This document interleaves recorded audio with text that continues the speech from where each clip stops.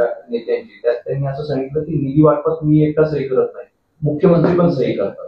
त्यांनी तो टोला लावला की या सगळ्या माझ्यावरतीच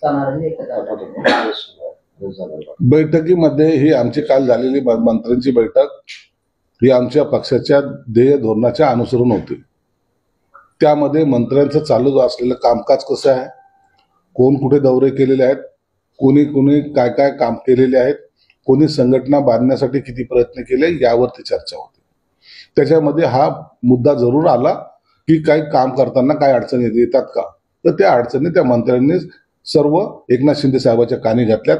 त्याचं कुठंही आम्ही वाच्यता केलेली नाही आणि याबद्दल एकनाथ शिंदे साहेबांनी सुद्धा स्पष्टपणे सांगितले की याची कुठेही वाच्यता करायची नाही आणि याबाबत जर काही असं तुम्हाला त्रास होत असेल कोणता, तर मुख्यमंत्री अजितदादा आणि मी बसून त्यावर निर्णय घेईल असं स्पष्टपणे त्यांनी सांगितल्यामुळं आमचा कोणताही या प्रकारात वाद नाही.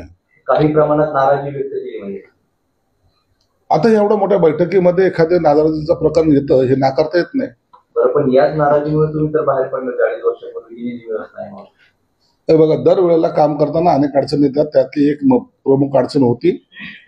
आजही काही प्रमाणात आम्हाला जी काही अडचण येते ते आम्ही शिंदे साहेबांच्या कानावर टाकलेली आहे. राज ठाकरेंसोबत युतीसाठी आदित्य निधी मिळालेला आहे आणि फक्त पहिल्या गणवेशाचाच निधी मिळाले, त्यामुळं जे आपण म्हटलं होतं की पहिल्या दिवशी मिळेल ते आता मिळण्याची शक्यता दुसरं झाली. नाही, या टायमाला तसं काही होणार नाही. शिक्षण मंत्री त्याबद्दल अत्यंत गांभीर्याने घेत आहेत. मला वाटतं यावेळेला सगळं काही वेळेतच होईल. दुसरं असं आहे की आपल्या शासकीय वैद्यकीय महाविद्यालयात भरती घोटाळा समोर आलेला आहे. बनावट नियुक्तीपत्र घेऊन एक अपात्र विद्यार्थी तिथं आला होता आणि त्यावरून हा सर्व प्रकार समोर आला. अजून असे 25 जे लाभार्थी आहेत त्यांची देखील यादी संशयाच्या भोवऱ्यामध्ये आहे. राज्यभरात हा प्रकरण गाजत असताना आता त्याची जी संघटना आहे त्यांनी SITची चौकशीची मागणी केली आहे. निश्चित त्या मागणीला आमचा पाठिंबा राहील.